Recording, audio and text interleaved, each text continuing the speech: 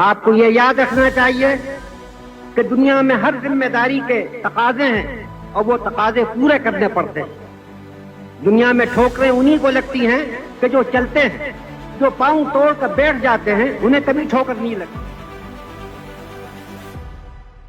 بھارتی تاریخ میں ایک ایسا نام جس نے کم سنی میں اپنی ذہانت و فطانت سے ملک و قوم کو حیران و شستر کر دیا۔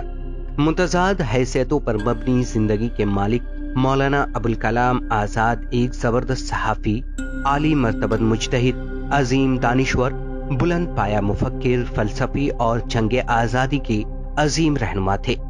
مولانا ابوالکلام آزاد کی پیدائش 1888 میں مکہ معظمہ میں ہوئی۔ ان کا اصل نام محی الدین احمد تھا، مگر ان کے والد مولانا سید محمد خیر الدین ابن احمد انہیں فیروز بخت کے نام سے پکارتے تھے۔ اپنے والد سے ابتدائی تعلیم حاصل کرنے کے بعد آزاد مصر کی مشہور درسگاہ جامعہ ازہر چلے گئے، جہاں انہوں نے مشرقی علوم کی تکمیل کی۔ عرب سے ہجرت کر کے بھارت آئے تو کلکتہ کو اپنی سرگرمیوں کا مرکز بنایا۔ یہیں سے انہوں نے اپنی صحافتی اور سیاسی زندگی کا آغاز کیا۔ انہوں نے یہیں سے 15 برس کی عمر میں لسان الصدق جریدے کی ارادت کی اور سن 1912 میں 20 برس کی عمر میں الہلال کے نام سے ایک ہفتہ وار اخبار نکالا۔ یہ پہلا باتصویر سیاسی اخبار تھا۔ اس اخبار میں انگریزوں کی پالیسیوں کے خلاف مضامین شائع ہوتے تھے، جس پر انگریز حکومت نے پابندی لگا دی۔ اس کے بعد مولانا آزاد نے انگریز مخالف پالیسیوں پر دوسرا البلاغ اخبار جاری کیا۔ مولانا آزاد کا مقصد جہاں انگریزوں کی مخالفت تھا، وہیں قومی ہم آہنگی اور ہندو مسلم اتحاد پر ان کا پورا زور تھا۔ انہوں نے اپنے اخبارات کے ذریعے قومی وطنی جذبات کو بیدار کرنے کی کوشش کی۔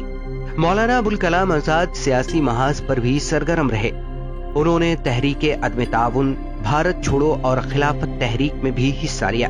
گاندھی جی کی قیادت پر انہیں پورا اعتماد تھا۔ گاندھی کی افکار و نظریات کی تشہیر کے لیے انہوں نے پورے ملک کا دورہ کیا۔ مولانا آزاد ایک اہم قومی لیڈر کی حیثیت سے ابھرے۔ وہ کانگریس پارٹی کے صدر بھی رہے۔ تحریک آزادی کے دوران انہیں جیل کی مشقتیں بھی سہنی پڑی۔ بھارت کی آزادی کے بعد مولانا آزاد ملک کے پہلے وزیر تعلیم بنائے گئے۔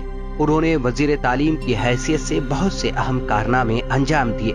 یونیورسٹی گرانٹ کمیشن اور دیگر تکنیکی، تحقیقی اور ثقافتی ادارے انہی کی دین ہے۔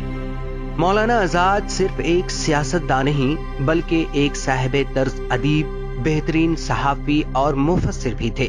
انہوں نے شاعری بھی کی، انشائیے بھی لکھے، سائنسی مضامین بھی تحریر کیے، علم و تحقیقی مقالات بھی لکھے، قرآن کی تفسیر بھی لکھی۔ غبار خاطر، تذکرہ، ترجمان القرآن ان کی اہم تصانیف ہیں۔ مولانا نے اپنی کتاب غبار خاطر قلعہ احمد نگر میں قید کے دوران تحریر کی تھی، جسے مالک رام جیسے محقق نے مرتب کیا اور ساہتیہ اکادمی نے اسے شائع کیا۔ مولانا آزاد اپنے عہد کے خداداد صلاحیتوں کے مالک شخص تھے، جس کا اعتراف پوری علمی دنیا کو ہے، اور اسی ذہانت، لیاقت اور مجموعی خدمات کے اعتراف میں انہیں بھارت رتن سے نوازا گیا تھا۔ مولانا آزاد کا انتقال 2 فروری 1958 کو ہوا۔ اردو بازار جامع مسجد دہلی کے احاطے میں ان کا مدفن واقع ہے۔